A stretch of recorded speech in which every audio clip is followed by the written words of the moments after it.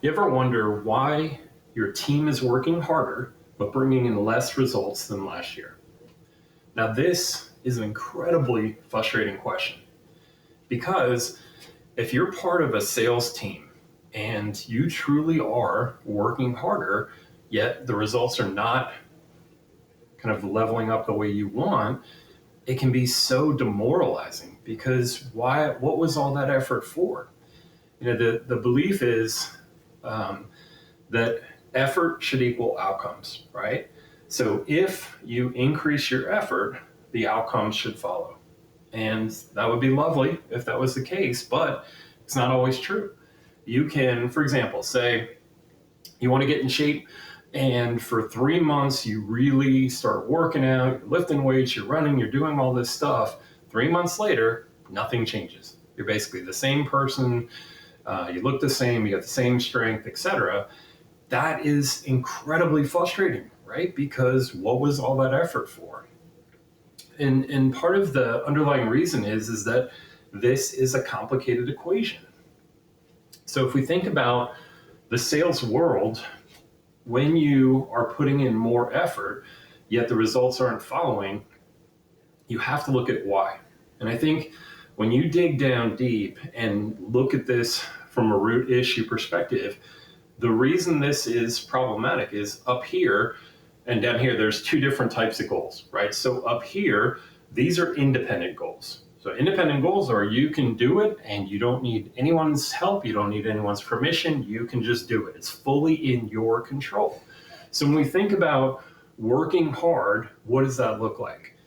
And in a sales environment, that is, how many emails did you send out? How many calls did you make? So you have all these activities, and the idea is that if you do enough of them at a high enough volume, then by default, the revenue will follow.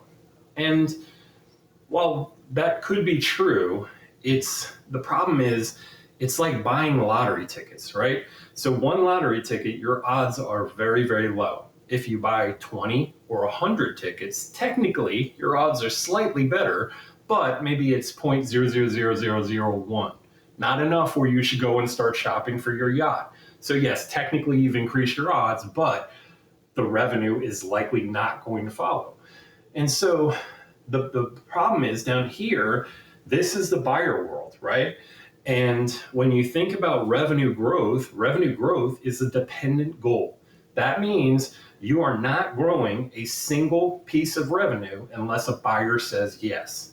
So that's a dependent goal. And when you look at the two, the question is, does independent activities lead to dependent goals? And the answer is no, right? Because the independent goals that you're doing and checking off furiously up here, the underlying question is, does this activity change human behavior? Because when you think about the whole world of sales, that's what it comes down to. All of sales, if you just boil it down, is can you change human behavior? Because the current behavior is they're not buying from you, right? And you want to change that. You want to get them to say yes. And so if you're thinking about how do I increase revenue, you really have to be smarter about what type of activity that you're leveling up. Because similar to the working out, you can burn a lot of clock, a lot of calendar, doing a lot of work, but in the end, nothing changes. And so it's just important to be able to say, in the end, what is going to increase the probability that buyers are going to say yes, and then how do we do more of that activity? That's what you want to increase. That's where you want to work harder. And so I always want to work with companies to be able to make sure that they're not burning themselves out, using up all that discipline and effort to not get results, because it's super frustrating, it's super demotivating. And the fact is that if you can show teams, if you do more of these activities and it starts growing revenue, then all of a sudden you have motivation. Culture starts to change. People want to get engaged. They want to work even harder, right? So results is a great motivator, yet lack of results can just destroy a sales team. So if this is a problem you're struggling with, really think about How are you measuring activity? And in the end, is that the right measurement for the results that you want?